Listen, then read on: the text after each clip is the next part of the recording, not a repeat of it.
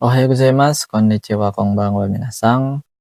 Kali ini kita akan membahas Mina no Nihongo bab 7. Kemarin kita sudah beres membahas bab 6 ya teman-teman. Sekarang kita akan membahas bab 7.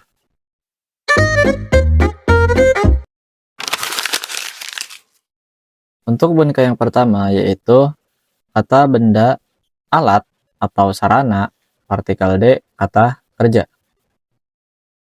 D di sini untuk menunjuk artinya dengan menggunakan ya teman-teman.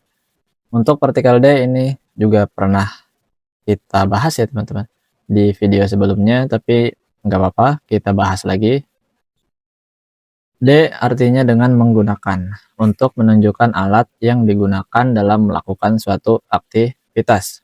Contoh, saya belajar bahasa Jepang dengan menggunakan HP. Saya belajar bahasa Jepang dengan menggunakan HP. Watashi wa keitai de nihongo o benkyou shimasu. Watashi wa keitai de nihongo o benkyou shimasu. Nah, seperti biasa, jika ada objek tetap jika ada subjek tetap di depan itu saya, maka watashi terus partikel wa, baru ke belakang sini HP yaitu keitai, terus dengan menggunakan itu memakai partikel D, terus bahasa Jepang yaitu Nihongo, terus partikel O karena ini objek, terus belajar yaitu Benkyou shimasu. Jadi saya belajar bahasa Jepang dengan menggunakan HP yaitu Watashi wa keitai de Nihongo o benkyou shimasu. Contoh selanjutnya yaitu saya membayar dengan uang recehan. Watashi wa komakai okane de haraimasu.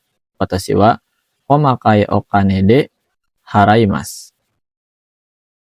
Contoh yang ketiga yaitu tadi pagi saya membersihkan lantai dengan menggunakan sapu. Kesa watashi wa hoki de yuka o soji shimashita.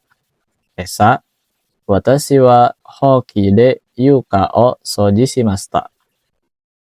Contoh terakhir, kemarin saya mencuci motor dengan menggunakan air. Kemarin saya mencuci motor dengan menggunakan air. Kino watashi wa mizu de baiku o araimashita. Kino watashi wa mizu de baiku o araimashita. Begitu ya teman-teman. Intinya D di sini untuk menunjukkan alat yang sedang digunakan. Seperti contoh pertama yaitu menggunakan HP, maka keitai D. Sebutkan dulu alatnya, terus baru partikel D. Seperti ini. Dengan uang recehan yaitu komakai okane. Komakai okane yaitu uang recehan, terus partikel D. Terus ini dengan menggunakan sapu. Sapunya dulu sebutkan yaitu hoki. Hoki, terus baru partikel D. Ini juga sama, sebutkan dulu alatnya, ini air, alat atau sarana ya teman-teman. Air termasuk sarana. Nah, sebutkan dulu airnya, mizu, terus baru partikel D, begitu. Jadi partikel D untuk menunjukkan alat yang sedang digunakan. Seperti itu ya teman-teman.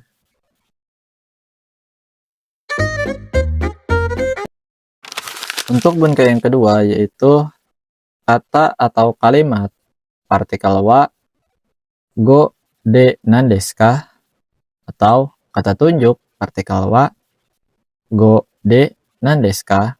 Nah, ini untuk menanyakan suatu kata atau kalimat dari satu bahasa ke bahasa yang lain ya teman-teman. Contoh, konnichiwa dalam bahasa Indonesianya apa? Konnichiwa dalam bahasa Indonesianya apa? Nah, yaitu konnichiwa. Konnichiwa wa Indonesia go de nandesu ka? Konnichiwa wa Indonesia go de nandesu ka? Nah, begitu ya teman-teman. Jadi untuk menanyakan satu kata atau kalimat dari satu bahasa ke bahasa yang lain begitu. Contoh yang kedua yaitu selamat tidur, bahasa Jepangnya apa? Selama tidur wa nihongo de nan desu ka? Selama tidur wa nihongo de nan desu ka? Selanjutnya, ini bahasa Jepangnya apa? Kore wa nihongo de nan desu ka? Kore wa nihongo de nan desu ka? Contoh terakhir. Itu bahasa Jepangnya apa? Are wa nihongo de nan desu ka? Are wa nihongo de nan desu ka? Nah, untuk contoh yang pertama dan kedua, ini dia sebutkan dulu kata atau kalimatnya, baru menanyakan dalam bahasa yang lain gitu. Seperti ini, konnichiwa dalam bahasa Indonesianya apa? Konnichiwa wa Indonesia gode nan desu ka? Terus ini selamat tidur, bahasa Jepangnya apa? Selamat tidur wa nihongo de nan desu ka? Nah, untuk contoh yang ketiga dan keempat, ini dia menggunakan kata tunjuk ya teman-teman. Yaitu dia tunjuk kalimatnya atau katanya, baru dia tanyakan dalam bahasa apa gitu. Seperti ini, kore wa nihongo de nan desu ka? Gitu. Jadi misal dia posisinya ada di suatu tempat, terus ada satu bahasa, dan dia tanyakan ini bahasa Jepangnya apa gitu. Kore wa nihongo de nan desu ka? Begitu ya teman-teman. Begitupun contoh yang terakhir. Ini juga sama, lagi nunjuk. Are wa nihongo de nan desu ka? Jadi dia tunjuk kalimatnya atau katanya, terus dia tanyakan dalam bahasa Jepangnya apa, atau dalam bahasa apapun lah gitu, bebas. Seperti ini contohnya, are wa, jadi dia tunjuk kalimatnya, are wa nihongo de nan desu ka? Begitu ya teman-teman. Jadi bunkai ini untuk menanyakan satu kata atau satu kalimat dari suatu bahasa ke bahasa yang lain gitu. Terjemahannya apa, seperti itu. Misal seperti contoh-contoh ini, konnichiwa dalam Indonesia, dalam bahasa Indonesianya apa gitu. Selamat tidur bahasa Jepangnya apa gitu. Atau misal uang bahasa Arabnya apa, atau apapun lah, bebas. Intinya untuk menanyakan suatu kata atau kalimat dari satu bahasa ke bahasa yang lain. Begitu ya teman-teman. Oke.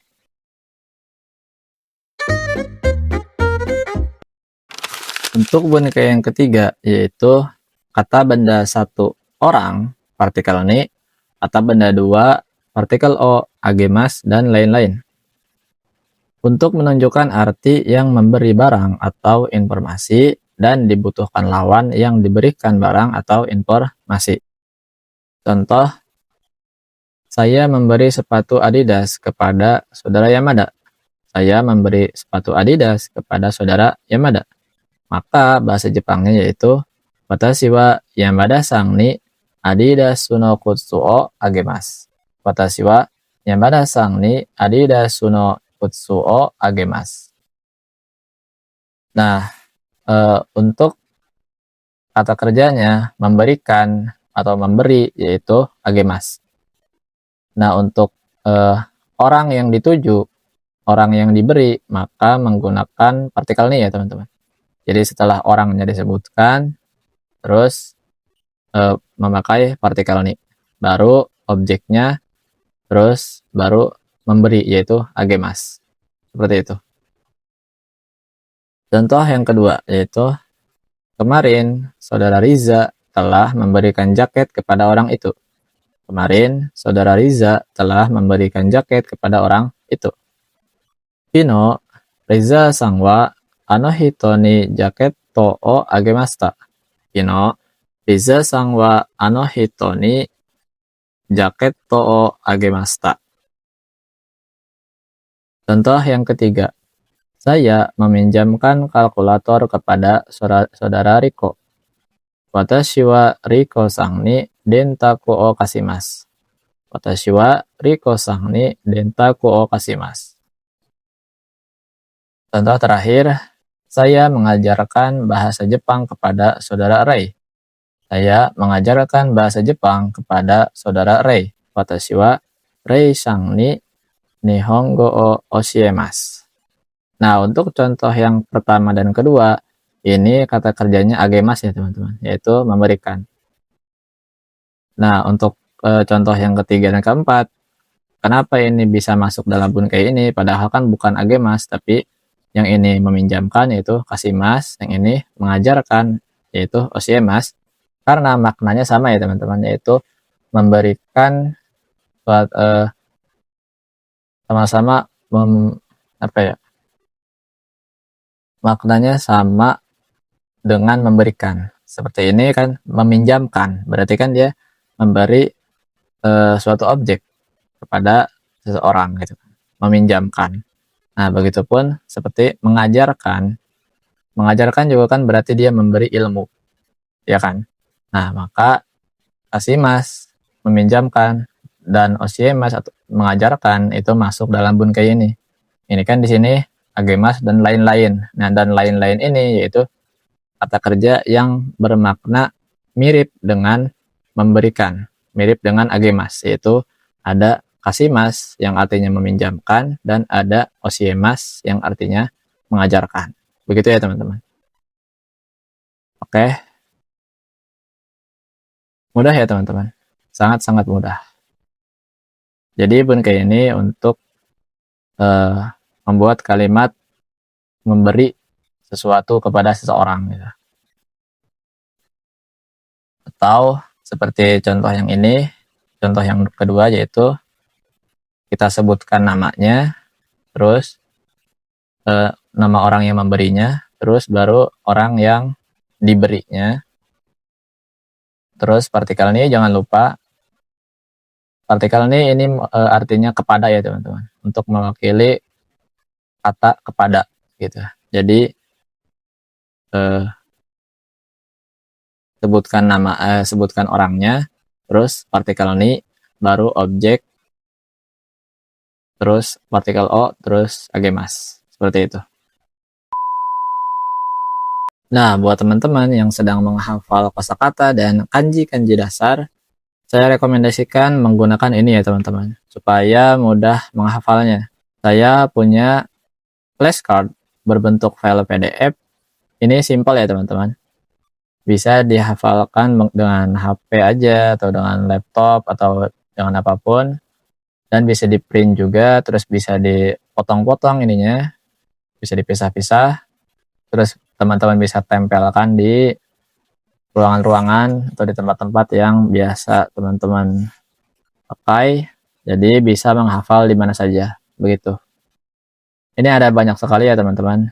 Untuk teman-teman yang mau bisa cek di link deskripsi ya teman-teman. Nanti saya cantumkan di deskripsi. Oke. Bunkai yang keempat yaitu kata benda satu orang, partikel ni, kata benda dua, partikel wo, moraimas, dan lain-lain. Untuk menunjukkan arti yang menerima barang atau informasi dan dibutuhkan lawan yang memberikan barang atau informasi. Nah, untuk bunkai yang keempat ini mirip dengan bunkai yang pertama, bunkai yang ketiga ya teman-teman. Kalau yang ketiga tadi yaitu memberikan, kalau ini menerima, begitu. Contoh, saya menerima hadiah dari saudara Ray. Saya menerima hadiah dari saudara Ray. Watashi wa Ray sang ni purezento o moraimasu. Watashi wa Ray sang ni purezento o moraimasu. Nah, sama dengan bunkai yang sebelumnya, yaitu subjeknya dulu sebutkan, baru orang yang memberikan, orang yang memberikan, terus partikel ni, terus objeknya sebutkan, terus partikel wo, baru menerima, yaitu moraimasu. Seperti itu. Contoh yang kedua, yaitu saudara Hitomi menerima bunga dari saudara Yamada. Saudara Hitomi menerima bunga dari saudara Yamada. Hitomi sang wa Yamada sang ni hana o moraimasu. Hitomi sang wa Yamada sang ni hana o moraimasu.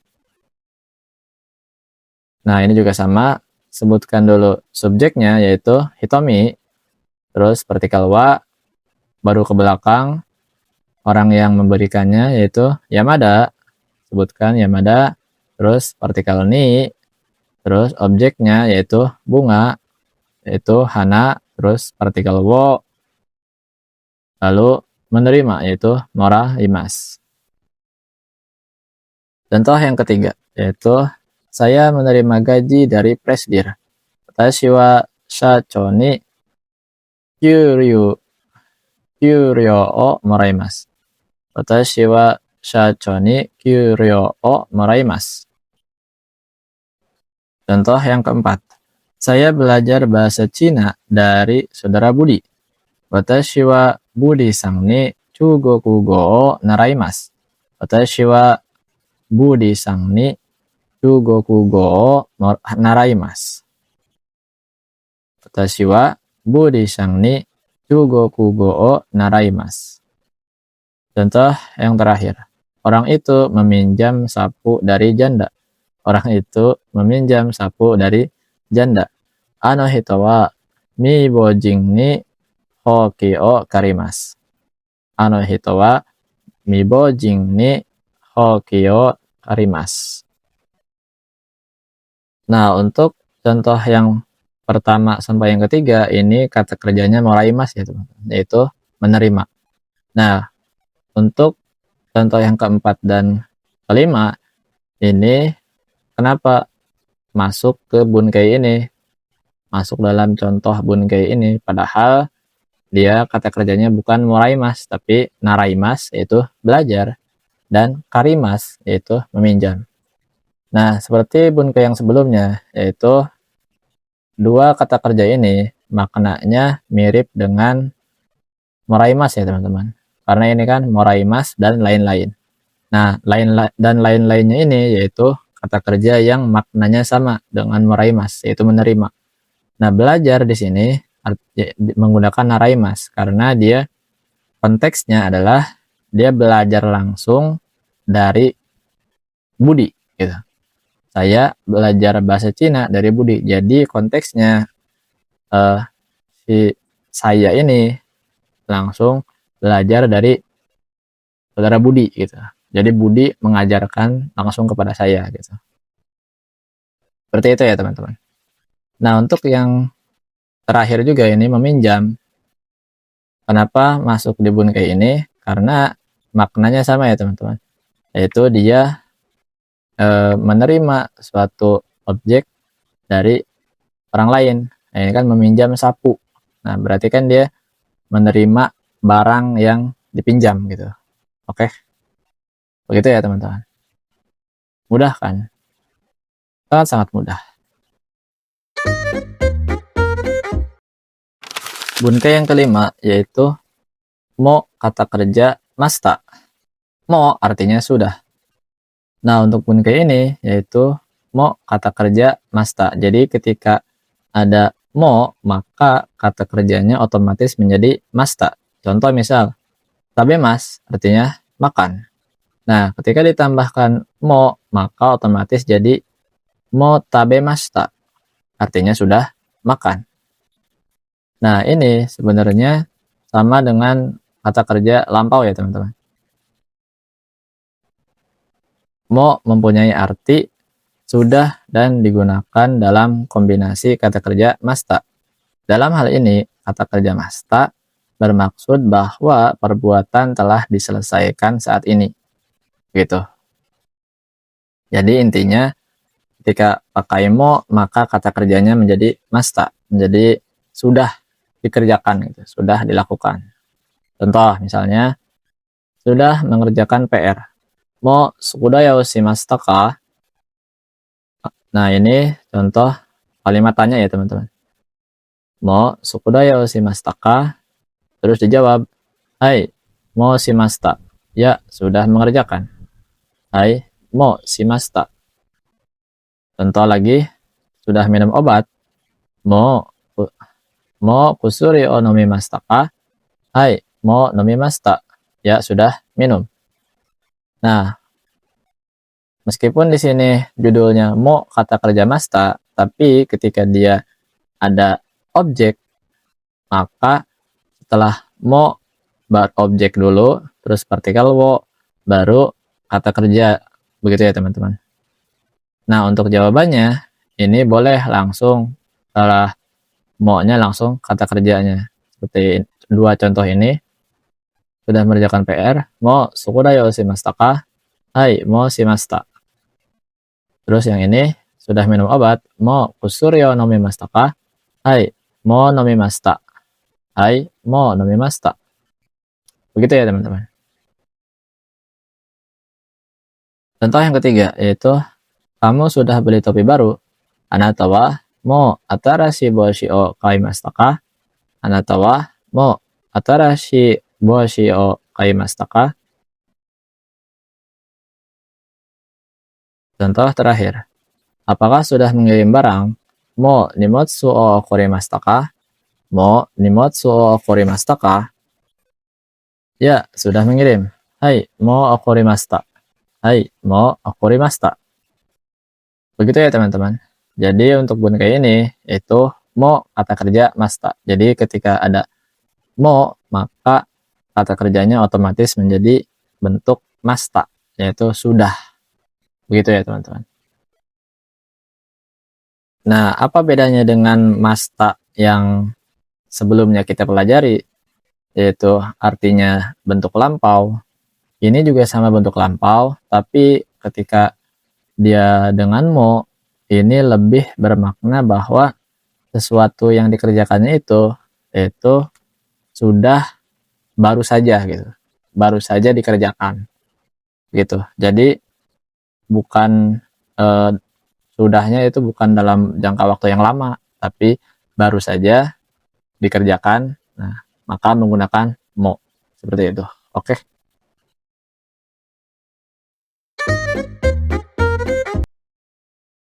Bunkai yang terakhir yaitu menghilangkan partikel. Dalam kalimat percakapan, jika sudah dapat memahami arti dari hubungan sebelum dan sesudahnya, maka partikel sering dihilangkan. Contoh, sendok ini bagus ya. Konosupun wa suteki desu ne. Nah, partikel wa di sini bisa dihilangkan ya teman-teman. Jadi, konosupun suteki desu ne. Konosupun suteki desu ne. Begitu. Contoh selanjutnya, bagaimana kopi secangkir lagi? Kohi o mo ippai ikaga desu ka? Kohi o mo ippai ikaga desu ka? Nah, wo di sini, partikel wo di sini, ini bisa dihilangkan. Jadi, kohi mo ippai ikaga desu ka? Kohi mo ippai ikaga desu ka? Begitu. Jadi, jika sudah memahami arti dari hubungan sebelum dan sesudahnya, maka partikel bisa dihilangkan. Tapi tidak semua partikel bisa dihilangkan ya teman-teman. Tetap ada beberapa partikel yang tidak bisa dihilangkan. Nah, jadi seperti itu ya teman-teman. Pembahasan dari bab 7 ini. Itu terdiri dari 6 bunkai. Jika teman-teman masih ada yang kurang memahami, boleh komen saja di bawah. Nanti saya jelaskan ulang mana yang kurang difahaminya gitu. Oke, cukup sekian untuk video kali ini. Semoga bermanfaat. Kita akan ketemu lagi di video selanjutnya. Ja, mata ne minasang.